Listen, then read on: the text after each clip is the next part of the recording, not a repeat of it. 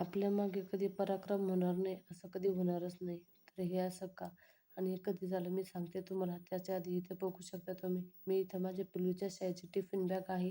ती एवढी खराब झालेली होती ना, सारखी तिला शिवून-शिवून पार ती अशी तिला म्हणत होते मला टाकून दे. पण थोड्या दिवस आता चालवायचे 3-4 महिने. त्याच्यानंतर बॅग वगैरे तयार केली. त्या पिल्लूचा आणि नंतर मग मुलांना बघायला मी बाहेर गेली. म्हटलं शाळेचं आवरायला सांगू.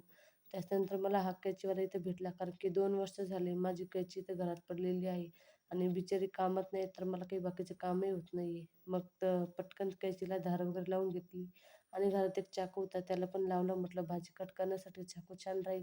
मग इथं मुलांना शाळेत सोडलं आणि शाळेतून घरी येताना इथं घराजवळ मंडी तयार होत आहे. तिथं मंडीत गेली.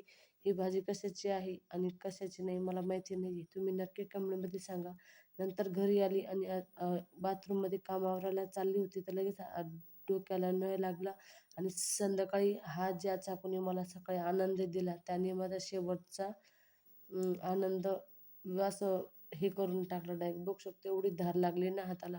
तुम्ही पण जर अशी धारदार शस्त्र वापरत असाल तर काळजी करून वापरा. भेटू नेक्स्ट व्हिडिओमध्ये. तोपर्यंत बाय.